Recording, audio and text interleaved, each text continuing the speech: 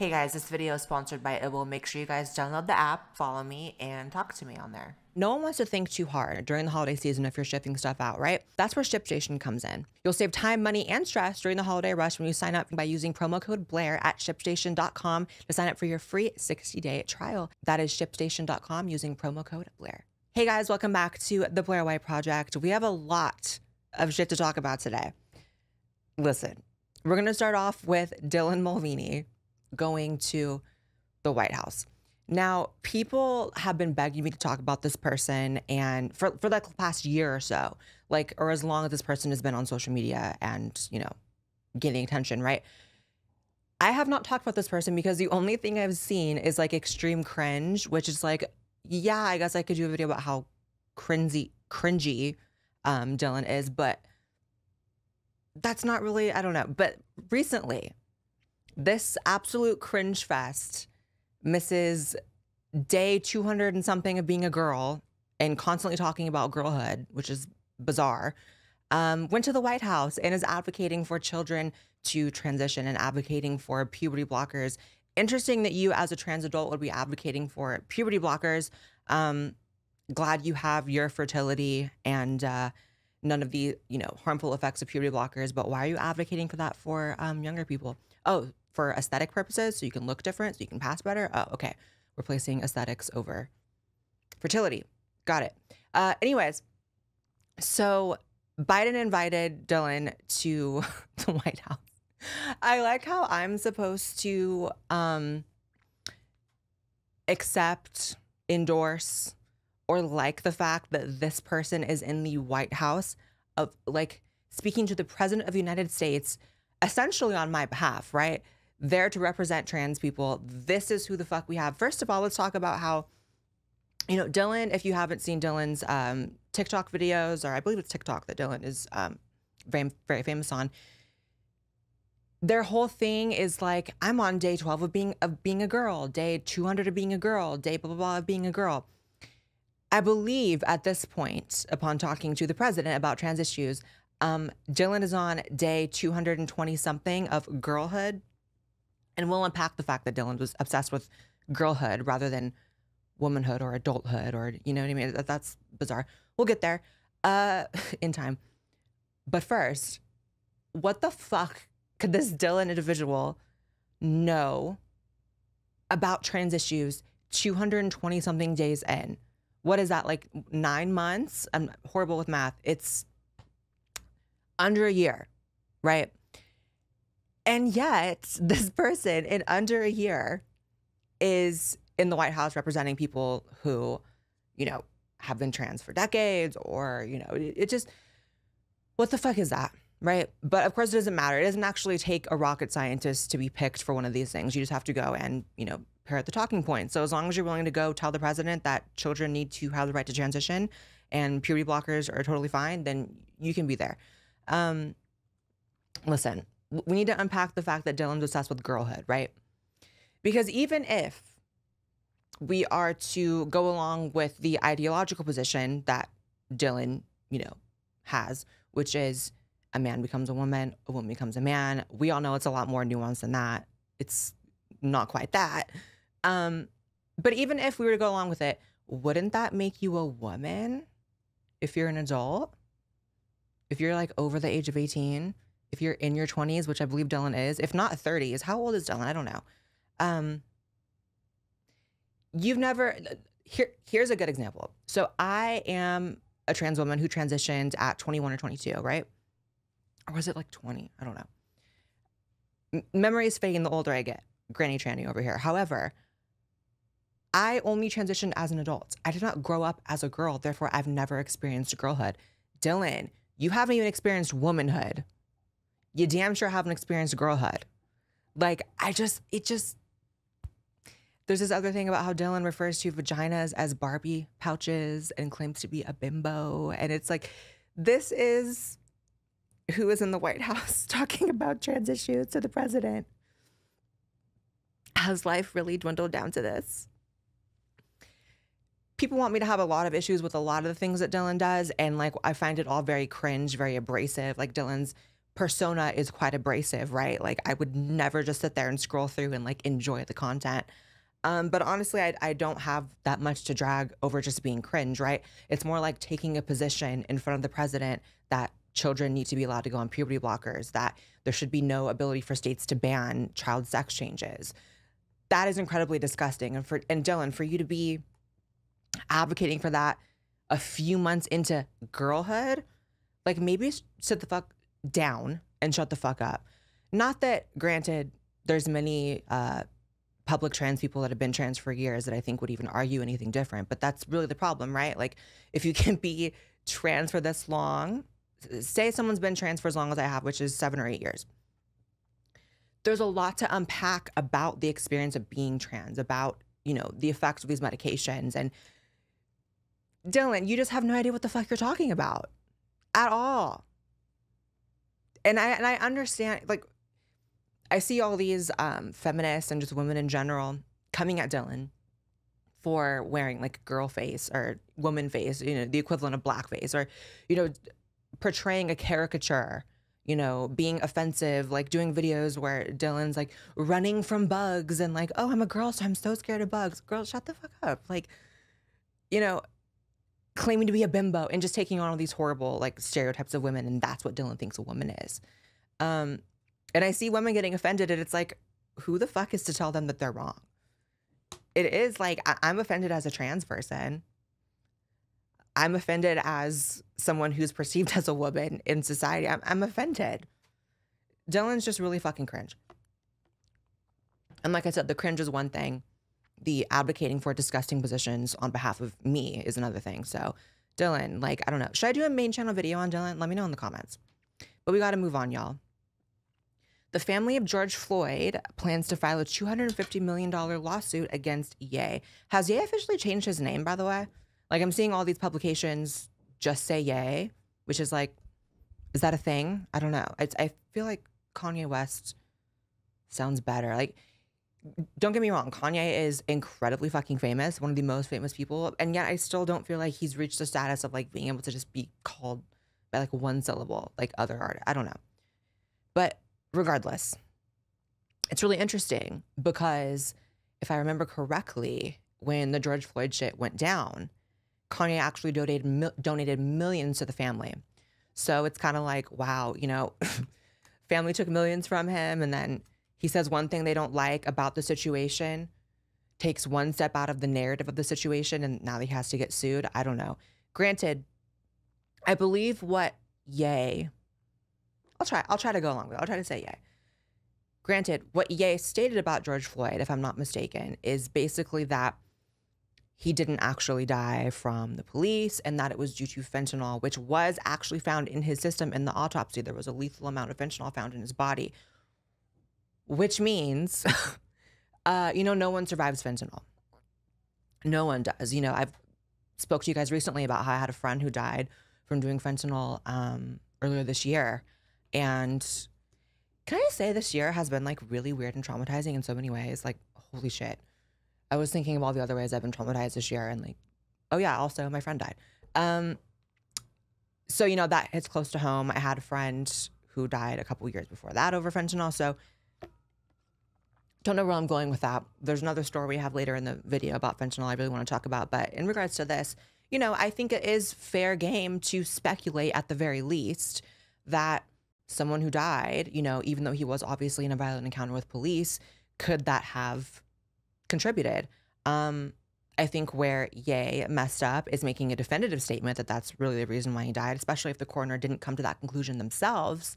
However, to act as if it's completely off the table to talk about how fentanyl could have contributed to the situation also, or ended someone up in a situation where they're in a violent encounter with police, not excusing what happened, is wrong. You know, I think that Ye could have been a lot more artful with his speaking on this. I would have talked about how fentanyl in general contributed to him even being in the position he was in, rather than, you know, definitively declaring that that's how he died.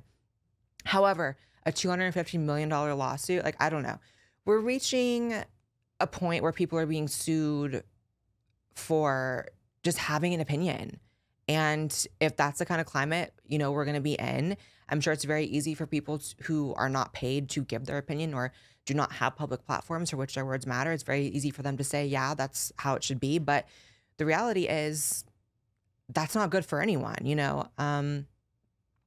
The George Floyd shit, I think, is just a very sensitive situation because I think the reason why people are so outraged about Ye's statements, you know, irregardless, are because, you know, when George Floyd died, the entire country in unison declared him a martyr and, you know, took to the streets over it. And it was this huge deal. And so for anyone to sort of tarnish that memory or at least are perceived to be tarnishing that memory, people are going to be upset. So I think a lot of lawsuits, especially the Alex Jones thing, I think they really take advantage of the fact that it's a very emotional story and case. You know, Alex's initial story that he commented on was very emotional. The George Floyd one, kind of on par with that, especially in terms of like being like a little bit of a cultural reset, right?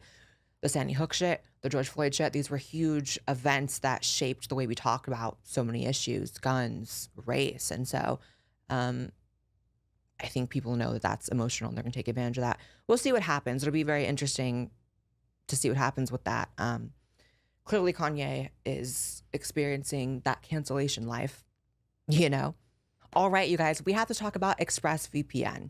In case you didn't know, going online without ExpressVPN is kind of like leaving your kid with the nearest stranger while you enter a public restroom at a festival. It's probably going to work out. You'll probably be fine, but why would you ever want to take that risk? That's why you need to be using ExpressVPN. Every time you connect to an unencrypted network in cafes, in your school, at home, anywhere, you are allowing hackers the opportunity to steal your data. Any hacker on the same network as you has access to your data. It can do God knows what with it. That includes passwords, financial information, pictures, all of it. But that's where ExpressVPN comes in. They actually create a secure encrypted tunnel between your device and the internet so that hackers cannot steal your data. Hackers can actually make some serious cash while selling your information, so why would you ever want to give them that gift? It's also super easy to use. Just fire it up on your app or your browser, whatever you're doing. You can use it on your iPhones, on your computers, on your tablets, every device.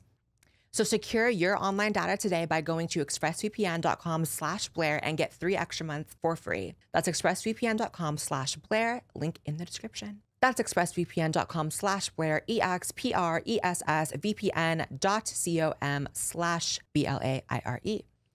All right, we have proficiency scores in math and reading show school closures resulted in massive learning loss for U.S. students.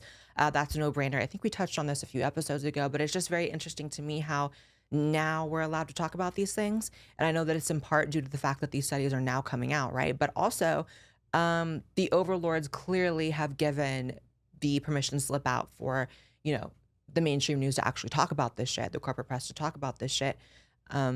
I saw like on MSNBC and CNN recently, they've been talking about how there needs to be a national conversation about the other, you know, damages due to like the lockdowns and shit. And it's like, I'm glad, but like a little bit too little too late. You know, it's just really twisted how a lot of us, myself included, were having these conversations as it was happening and kind of saying, hey, this should be taken into account while it's happening, not years in advance when you can't really do anything about it. So, you know, it just sucks. There's been every step of the way when it comes to COVID, there's been people that have been early, you know, discussers of certain things. Those people get punished. And now we're supposed to be praising these publications and these outlets that are finally like, it's time for a national conversation about mental health as a result of lockdowns. Could have had that before people offed themselves. Could have had that before people became addicted to whatever substances they became addicted to, before children lost out on years of education. But I'm so glad that now the overlords have said it's time for that conversation. It's just disgusting, girl. I can't. All right, Kamala falsely claims her own support of bailing out violent criminals is misinformation. Everything kind of, all roads lead back to 2020, right? Okay, so if y'all don't remember, in 2020, during the 2020 riots, which we now actually are supposed to pretend didn't exist. Funny how that works. We're supposed to just focus on January 6th and eternally bow down to the devastation that was, right? But an entire summer of people being accosted, beaten up, killed, businesses destroyed, that we just have to pretend didn't exist. And we also have to pretend that Kamala didn't fan those flames, as did Joe Biden and tons of other people within the DNC. So Of course, Kamala did bail out rioters. You know, you have the tweet right here. You can pull up the tweet, June 1st, 2020, the day it all went down. If you're able to, chip in now to the, what is this, Minnesota Freedom Fund to help post bail for those protesting on the ground in Minnesota. And, you know, it's very convenient to rewrite history and pretend as if those people that were being arrested were all just peaceful protesters. Peaceful protesters were not getting arrested. And if that happened, that's disgusting. However, the overwhelming majority of people who were being arrested at that time were people who were setting shit on fire, who were violent, who were destroying businesses. You know, I'm not going to pretend that didn't exist. And, you know, this is one of those things that if you didn't live in cities during this time, I think it's probably easier to believe the regime's narrative that it was all just innocent protesters being arrested. If you lived through it, you know that wasn't the case. You know there were people running amok and putting everyone in danger. Kamala, you know, raised money to bail those people out. And in fact, I remember, I wish I could pull this up. Should have done it before I came here, but I'm actually looking at these stories for the first time. I remember as the DNC, Kamala, Joe Biden, were bailing these people out, people were posting pictures of these people and, you know, what they were doing, what they were exactly arrested for. And they were all just the most disgusting, clearly non-peaceful people imaginable. It was overwhelmingly Antifa. That's another thing that people like to try to rewrite history about. You know, a lot of BLM protesters were not actually violent. Some of them were, obviously, but it leaned heavily on the Antifa side. Antifa was getting in there and, you know, muddying the waters, and people were conflating the two, but it was two very different things. In fact, I remember tweeting about that. So in reality, who Kamala was bailing out were Antifa. It's like, should those people really have been bailed out? Absolutely fucking not. You know what's really interesting, if I want to rant about Antifa really quick? First of all, isn't it so funny how these groups like BLM, Antifa, etc., are only around during election years? So, you know, we're 2 years away from, we're talking about presidential election years, and you just don't hear about that much? Other than Antifa standing guard outside of, you know, child drag shows, which is a whole other fucking problem. But, and I think we have a story about that. However, it's just like, if you know, you know, right? So years ago, when I was doing speaking events at the very start of my career, in what seems like a much friendlier climate back then, even though I felt like it was so heated and crazy. But back then, we're talking like 2017, 2018, you know, Antifa would show up to my events. And this is why I've really taken a step back on doing speaking events. I only do speaking events with a lot of security, and usually group events with a lot of other, you know, people. So they have their security there too. Like, I don't like doing speaking events because of this. You know, Antifa would show up with bike locks ready to like bash my fucking brains out. Antifa would show up with literal weapons. Antifa would be, you know, trying to shout people down, being violent in the parking lot, you know. And this is something that if you know, you know. If you live through, you live through. And so for this whole, it all goes back to revising history, right? For this whole revisionist history about Antifa is just an idea. Okay, an idea with legs and arms and weapons, bitch. If ideas had those, then sure, I guess they're ideas, but they're not just ideas. They are a real group of people that are organized, that set out to disrupt events and engage in violence when necessary in their minds as well. And I guess that's just like the thing that's so annoying. It's like, I'm supposed to sit here and listen to Antifa is just an idea when they've literally come to my events with literal weapons, with literal bike locks. Like, I'll never forget walking out. I think it was an event in New York, and it was before the event, and we had a hard time getting it set up because there was so much Antifa craziness outside. And I remember walking outside. First of all, security did not want me to go outside. I was being told, Blaire, don't go outside, don't go outside, don't go outside. But I was a lot more naive back then, and I was like, no, I can have a conversation with them, with Antifa. Fucking stupid. These people are literal monsters, literal demons. You can't talk to them. But I remember walking outside and seeing one, just this disgusting, like, mohawk, armpit hair, like, looking like hasn't showered in 2 months, holding a bike lock, just like ready, like on a chain, you know what I mean? Like as a weapon, just ready. And it's like, wow, but I'm supposed to sit here and listen to the president of the United States tell me that was just an idea. Okay, and killing me was an idea they had. It's crazy. The world is so crazy. And you have to really just sift through the things you're supposed to believe and the things that are just, I can't deal with it. But moving on, bitch. So we all know during the holiday season, it is so easy to put off shipping and mailing things till the last second, but you don't have to do that. And when you're buried in orders and emails from stressed customers, you're really gonna wish you had ShipStation. And the holidays are always stressful, but using ShipStation isn't. And if you've been on the fence about using ShipStation, I'm here to officially tell you it is time. Try it. You can get a 60-day free trial using my code Blaire on ShipStation.com. I mean, chances are if you're using traditional methods of shipping, you're gonna have way more stress than you need to have. And you're probably putting up with a lot of just hassle, and you're actually mitigating your potential growth. And ShipStation works with all your favorite sellers like eBay, Amazon, all of it. And no one wants to think too hard during the holidays, so luckily ShipStation is a no-brainer. And there are so many amazing companies that are customers of ShipStation. I mean, you have Wolfgang Puck Home, Daily Look, Latched Mama, Passion Planner, and you can be next. So give yourself the gift of stress-free shipping with ShipStation.com. Don't forget to use promo code Blaire at ShipStation.com to sign up for your free 60-day trial. That's ShipStation.com, promo code Blaire. And a huge thank you to ShipStation for even sponsoring my show. And now back to the regularly scheduled podcast. By the way, can I just say really briefly, I was going to do this at the start of the video, but I was like, I'm actually going to do it in the middle. If my energy is like really, really off today or really, really weird, I'm kind of fucking going through it in real life. A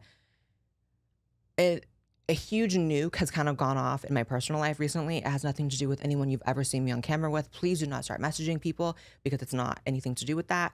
However, she's going through it in real life. However, been in this shit since 2016, got a job to do. So we're talking about the shit that you guys want to hear about. Didn't say that to get sympathy, empathy, or anything else. It's just like, y'all are very in tune with me and my energy and what's going on. So I know you guys can kind of tell, and I can just see the comments now. She is going through it. However, she shall survive.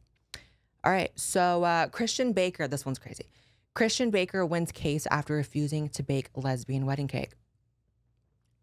Part of me thought, is this 2013? Is this 2014? Upon reading this headline, because this is such a 2013, 2014 headline, when this is the whole like Christian versus LGBT wedding cake thing is literally the birth of all the toxic LGBT discourse we have right now, right? So when it first started, that was right after gay marriage was legal, and we should have been chilling and maybe not asking for much more after that.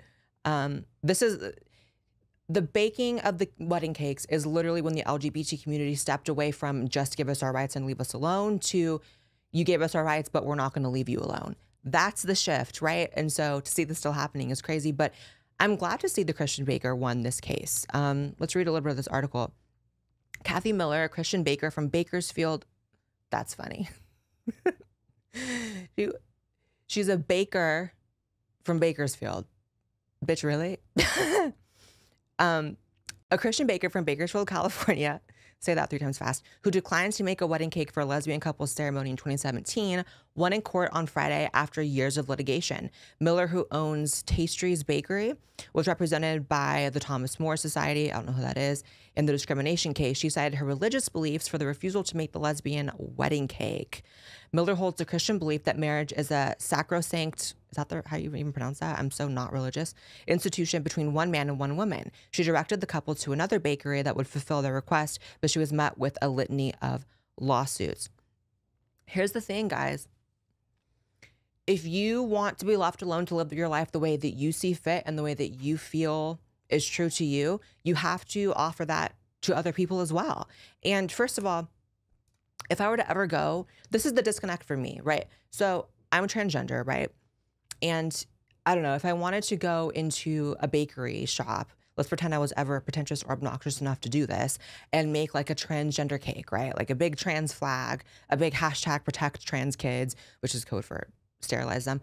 If I wanted to do that and the baker was like, listen, baby, I'm a Muslim, shout out to you, but I can't do that. Who the fuck would I be to not respect that? Like, who would I be to say, actually, you have to, right? So I think it's easy to sort of argue about like who's right and who's wrong. Break it down to like the real life scenario of telling a baker, no, you have to. Who are you to ever tell anyone what they have to do ever? That's the first thing. The second thing is, why would I even want that?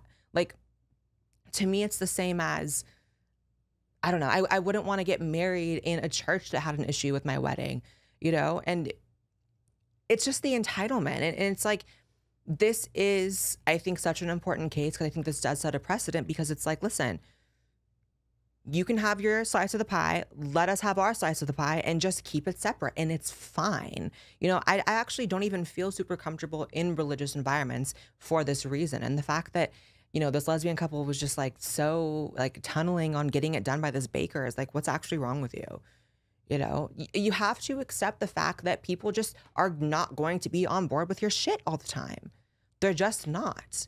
And this is why, you know, I grew up in a very like conservative, Christian, traditional, like very rednecky, like think like country bumpkin shit. Like it literally was that. I'm not even trying to be shady, but like we all know country bumpkins exist. Like there's people out there who live very simple country lives and they don't get the LGBT shit. And that's fine because that's a lane for them, right? It's fine. I grew up in that. And even way back then, when I would get mistreated by these people, bullied by these people, there still was like the more rational and logical part of me that was like, this is literally just what they believe. Like, and I would rather just go somewhere where I'm accepted than try to be accepted in a place that's not going to accept me. Like why are you trying to force people? Right. But when people say, you know, the slippery slope argument about LGBT stuff, this is what they mean. And this was like stage 2 of the slippery slope, right? It was like, first it was like, let's get married. That happened. Then it was like, bake the cakes. Sometimes it happened. Sometimes people were like, listen, we're not doing that. And then third is let us sterilize your fucking children. And that is the real, right? It's just how it goes. It's how it's been going. And until the community is able to step back and realize we're not in the 1980s anymore, where Matthew Shepard is occurring every weekend, or was it the 90s? I don't know, but you get what I'm saying. It's not the same era as before where you're walking around and you're just in danger of being hate crime 24/7. But then again, these people are glued into algorithms and publications that tell them it's literally that, right? That run with every story about an LGBT person being accosted, whether it's true or not, and then never recanted if it's not true. But these are supposed to be the people that are advocating for us, people that fearmonger us into thinking that society hates us and that everything is against us all the time. And they inspire that self-defeating attitude that keeps us voting for them, right? I don't know. I don't know what it's going to take, really. I part of me thought, okay, when the detrans shit like really pops off and there's so much of that happening, people are going to be like, okay, maybe we've gone a little far. Maybe we have all of our rights and maybe now we're just pissing people off. But it's not the case because you see that, you know, recently they're dogpiling. I'm actually doing a main channel video on this. I think by the time this is out, that video will be out. Go watch it. There was a young detransitioner named Casey Miller who did a video recently and has been dogpiled by the LGBT community in a way that I have not seen in forever. And it's actually so sad. I'm doing a little bit of an ADHD thing right now. I don't even know what we were talking about 2 seconds ago, but we're just going to keep going. No, I had a point with that. The point was, I used to think that the excesses of the community, the ideology, and the political pursuits would be realized by the community once enough detrans people came out and be like, okay, we're kind of like ruining people's lives now. But it's not the case. Like, it's only doubling down all the time because historically that's what the LGBT community has been trained to do, and rightfully so in the past, right? I'm not one of these people that wants to revise to the point where we don't have gay marriage. I'm a supporter of gay marriage, which sounds so redundant to say. Like, who even is like super anti-gay marriage? But you know what I'm saying? It's just the point that at some point the excesses have to be recognized. I don't know when that will be. Let me know in the comments what you guys think. What is up with this mouse? I hate MacBooks. Okay. 3 New Yorkers die of fentanyl overdose after ordering cocaine from drug delivery service. First of all, is that like an app, bitch? What drug delivery service? They make it sound like it's an app. 3 New York professionals died of fentanyl overdoses after ordering cocaine from the same delivery service, leading to charges for the dealer behind the deliveries. Julia, oh wow, yeah, and these people look like very lovely. Oh, they all look lovely, but isn't it crazy how it takes lovely looking people to be killed from this stuff for people to start paying attention? There's been so many fentanyl deaths recently and it's like it gets no coverage, but now it's happening to like professionals and regular people and everyone wants to pay attention. Let's see. Julia was a driven professional with everything to live for. Never in a billion years would she have touched anything with fentanyl. And that's the point, right? Is that fentanyl is killing some people who obviously do it, which I still don't understand. You know, my friend that died from it, I'm like, how did you do it? Because everything that I've heard is like a speck kills people. And then, you know, police officers die for like picking up boxes that even have it like in the box. Like it's that serious apparently. And yet some people do it. But that's the point, right? Is that people aren't dying from doing fentanyl. So any argument about how like, oh, they knew what they were doing. No, they didn't. A lot of them were literally just trying to do coke or just show up in weed. Let me know now. The point is it's that type of tragedy that people don't know what they're getting into. So I don't know what the solution is. This is one of those things that I can talk about how it needs more attention. But when I say that, it's like it needs more attention from people who actually know what they're doing. I know, like, in order to solve it, I know that it has a lot to do with the border, which we know our current administration is not so great on. So I don't know. But it's also interesting how, yes, the dealer is getting arrested, but I guess it begs the question of the morality of giving the dealer the extra charges of killing the people when the dealer probably also didn't know there was fentanyl, right? I mean, then again, I don't really know how this works. So put it in the comments. Like, does it mean that the dealer put it in there? I highly doubt that's the case, because why would the dealer want to go down for that? So it seems like everyone's just getting screwed left and right from this. So he pled guilty. Okay. Awaiting trial. It's so sad. It's really, really sad. And I don't like that middle picture. One of them looks pregnant. Which one died? Like, I hope they weren't pregnant. My God. All right. Next story, you guys. That's so depressing. That is just so fucking depressing. The View hecklers yell, "Fuck you" at Ted Cruz. Demand show cover climate change in wild segment. Oh, great. We're going to talk about climate change today, bitch. Okay.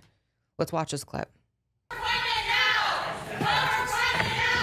Inflation in the United States has one cause and one cause only, and that is when the federal government spends too much money. Okay. We have seen trillions and trillions of dollars spent by Joe Biden and the Democrats. Just last year the federal government took in $4 trillion in tax revenues. The most money in history we've ever taken in. The problem is we spent nearly $7 trillion, and that's what we do cover climate here, guys. We do cover climate. Ladies, excuse us. Let us do our job. Let us do our job. We hear what you have to say, but you gotta go. You gotta go. You gotta let us do our job. So first of all, it's interesting how long they let people scream at him, right? Like, The View is such a fucking show. I want to be a host on The View. How sickening would that be? I remember like a few months ago, they were like looking for people, and I had such a half a mind to ask Meghan McCain because she follows me, and I actually met her, and she's really cool, by the way, to give me like a little in, but it's not that time for my career yet. That's when I'm like old and decrepit, I feel like. Not that she's old and decrepit, but she was amongst old and decrepit people, right? Why did this turn into a shading Meghan unintentionally story? Anyways, ADHD, fuck. So it was interesting how long they allowed people to scream at him. Obviously, they wouldn't allow people to scream that long if they were in favor of the guest, right? If it was like Rachel Maddow and some conservative was screaming like F you to them, which would be inappropriate, you know, they'd get fucking tackled and escorted out of the studio. But it just went on and on and on until finally it annoyed Whoopi enough to say something. But it's like, out of respect, you should have done that in the beginning. Not that I don't think that person has the right to say what they want to say, but you don't have a right to disrupt an event. Like, get out. I think there's a lot of valid reasons to not like Ted Cruz. I don't think he's the fucking villain people think he is. But it's amazing how it says cover climate now. And that was like what they were upset about, that they weren't covering climate change enough. Climate change is one of those things. People ask my opinion all the time. It is so hard for me to give a fuck about climate change. And I'll tell you why. It's very hard for me to give a fuck about climate change when I have lived, and people that around my age can relate to this. If you're born like in the 90s, early 2000s, you can relate to this. Our entire, at least in California or blue states, if we grew up in that education system, we spent our entire lives being heard about how climate change is going to destroy the planet end life as we know it within the next 3 years, by 2010, by 2012, then in 2015. It's like the doomsday cycle that they put you through in regards to climate change in public school is insane and gnarly. So I know that boomers probably can't relate to that. I know that maybe even people, you know, Gen Z, I don't know what it's like now growing up in school, maybe they can't relate to that. But specifically my generation, you know what the fuck I'm talking about. It was like we lived our lives bracing for the fact that half the country is going to be underwater and polar bears would be extinct and Antarctica wouldn't be a thing by 2012, right? It's been just constant. And so to me, whenever I hear climate change, it's kind of like hearing about NFTs or like, I don't even know, like the multiverse. It's like, not the multiverse. What is it called? Metaverse? Whatever. See, I don't even know what the fuck. Like, it's hearing those like keywords and my brain instantly shuts off and I might as well just go to sleep because I don't know. I've been hearing about climate change my entire fucking life and we're still here. Like, we're literally still here. But I don't know. Not much to say on that. I just think it was rude how long they let people shout at him. Like, what? Biden administration spending $1 million to research how misinformation affects confidence in vaccines. Bitch. Clearly they wanted me to go off by putting this in the list of stories I'm reacting to here. So misinformation.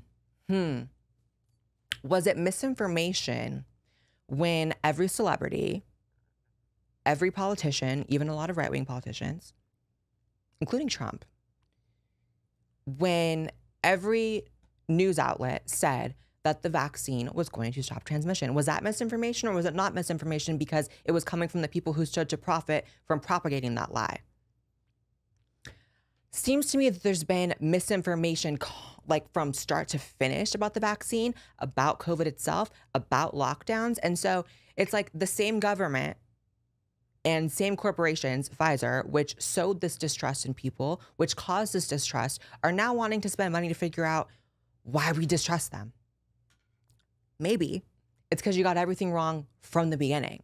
Maybe it's because if you really rewind to February 2020, when Nancy Pelosi was in Chinatown, maskless, shaming people for wearing masks.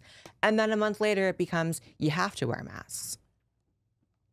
How it started as, you're getting the vaccine to protect others, and we're going to segregate society based on that, to actually, we never even tested for that. We just said we did.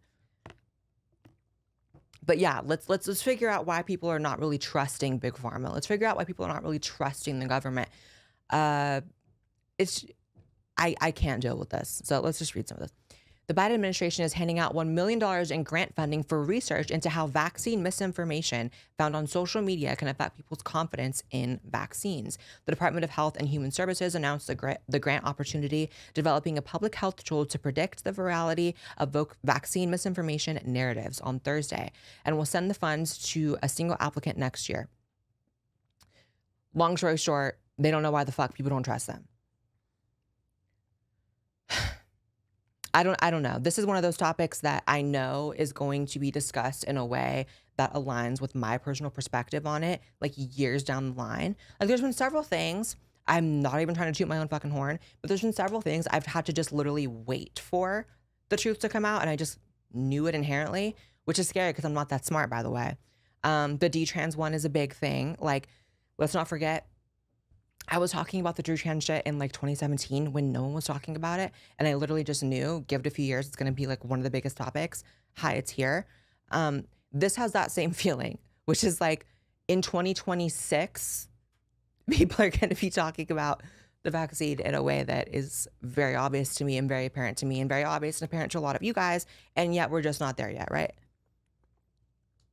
Marco Rubio says canvasser wearing his t-shirt and a DeSantis hat was attacked by a group who said Republicans aren't allowed in their neighborhood and left with a broken jaw, internal bleeding, and needing surgery. All right, that's pretty fucking demented. And this is one of those topics that I can easily let my own bias let me blindly believe it, but I do not want to fucking end up like people who believed the Jussie Smollett shit, because this is almost the same story as the Jussie Smollett shit, except these injuries look obviously very fucking real, whereas Jussie, like, what was it? What did he, I forget what Jussie did to like pretend like he was injured when he wasn't. This is clearly someone who really got rocked, right? Oh, devastating. They're in the hospital and everything. But you know what? Oh, the tweet Marco said, yeah, okay. I will say it is not out of the question of really a political attack, right? We've seen recently, there was the guy who ran over the Trump supporter kid. Hi, I was on Hollywood Boulevard and got my ass beat wearing a Trump hat. That was a thing. This is a thing too. And I don't know, it makes sense that it's happening near midterms when emotions are even higher. And it's just really fucking sad. That's another one of those things you're supposed to believe over things you just know to be fact, which is that like liberals are the ones getting attacked for wearing like Hillary hats or like fucking like, I don't know, like riding with Biden bumper stickers. We all know which side is more prone to emotional reaction in general, right? Like there's literally been studies that show that leftists react with emotion at a much higher rate than right-wingers. And that leads to emotional acts such as violence. So another one of those things, if you know, you just know, right? If you can sift through the lies, you can just sift through the lies. And I'm not a prayer, but hopefully those of you can send your prayers to this young individual. He clearly got messed up, and I'm sure the truth, if not already apparent, will come out about this story. And stay safe if you live in a blue area with any sort of right-wing bumper stickers, hats, merch, collectibles. Like, that's what's so crazy is like, I remember when I was living in California and like, I would meet a lot of right-wingers and I would meet Republicans because I, was like, they were drawn to me like a moth to a flame, right? And it was just this unspoken thing that you couldn't show it, right? It's just this thing you had to hide it. And I don't want to live in a country like that. So let's get it together, not beat people up for disagreeing with us, please. Let's see. Republicans tear into Kansas Democratic governor for taxpayer-funded all-ages drag show called the Dada Ball. Yeah, I guess that's what's really fucking crazy is that it's not just that these events are becoming popular organically, it's that the government is funding them, right? So you have to look at why that is. You have to look at what they stand to gain from that. Because it'd be one thing if, and both are true, they are, gaining popularity, but it's not entirely organic if they're literally being funded by the government. So let's read. Kansas Republicans are tearing into Democratic Governor Laura Kelly and her administration over revelations that taxpayer dollars helped fund an all-ages drag event over the weekend. Right. So you have the modern left that demands people support every whim, right? So it's not just enough that you have to emotionally support these events or, support wherever their ideology leads them because they're constantly changing every year. But you also have to fund it through your taxpayer dollars. You also have to fund it. You have to go to work knowing that a portion of your paycheck is going towards drag queens flashing their taints to children. I'm really fucking tired of talking about this one because this one is one of those ones that I kind of feel like when it comes to pedophilia, anyone who's trying to say that drag queens are just inherently pedophiles, fuck you. That's not the case. However, anyone who doesn't see that pedophiles are clearly taking advantage of these events and sifting in, which is why you're constantly seeing them get arrested, which is why you're constantly seeing shit come out, which is why you're seeing sexual behavior in front of children. When it looks like it kind of just is, right? If it quacks like a duck, walks like a duck, smells like a duck, it's just kind of a fucking duck. The theme of this podcast is if you know, you know. If you know, you know. If you're, someone who's familiar with pedophilia in general and you know how this goes, you kind of just know when it looks like it. It just is. And even if it isn't, you err on the side of just pretending, making sure that it is so you don't have to go back and you didn't see it. It's like the drag for kids shit is just fucked up.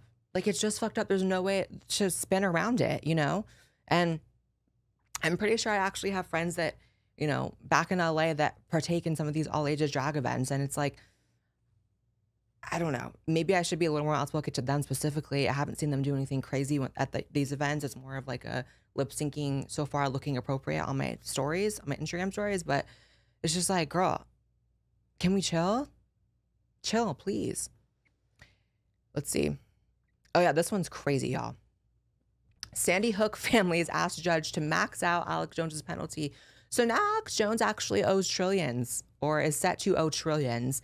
That's how you know that it's not about the kids anymore, right? That's how you know it's not really about what happened anymore. Now you know it's about actually destroying Alex Jones, shutting his show down, and completely like depersoning this person. And, you know, like I said in the last episode, he did what he did and it was wrong. No ifs, ands, or buts about it. But like, at this point, it's clownish. He owes trillions, honey. Like, just get it the fuck together, please. Oh my God, we're ending on this one. Really? I am so tired of covering things like this. Moment transgender singer strips naked live on Channel 4 and plays the keyboard with her penis. Notice how they capitalize penis. Why? Oh my God. So obviously the video is not going to be, oh, okay, they are showing the video. Okay. They showed it briefly. They censored it. Okay. Wow. Now, at this point, I am absolutely certain that there are people working within media that are dead set on portraying trans people as the absolute perfect caricature of what right-wingers who think trans people are all deviants want to be. Like, there is literally no other reason to put someone like this. This is what's frustrating, right? The corporate press will handpick Dylan Mulvaney, the piano-playing penis person, right, to go on TV and represent trans people. And I'm not saying there's a lot of great options to pick from, right? I'm not saying there's a sea of trans people who just completely have it together. I think as a whole, our community just doesn't quite have it together, right? But there are trans people that are light years ahead in terms of being a positive representation of trans people than either of those people, right? Like, even some of these, like, I've done like TikTok response videos where I'm like responding to trans people on TikTok who have an issue with me. And a lot of them look crazy and act crazy and are clearly very unwell. However, some of them are just average trans people who disagree with me. I would even prefer if like the media constantly had those people on, right? Like, even if you're just like a libbed out, like crazy bitch, but you're just like still a regular like trans bitch who's not like a sexual deviant or like a freak show, right? Because you can be a lib and not a freak show. You absolutely can. I've seen it. I've seen it. It's a little rare, but I've seen it. Why can't those people be on? Like, why does it have to be like, I'm going to play the piano with my cock? Like, why does it have to be, I'm on day 200 of fucking girlhood and we need to sterilize children? Like, why?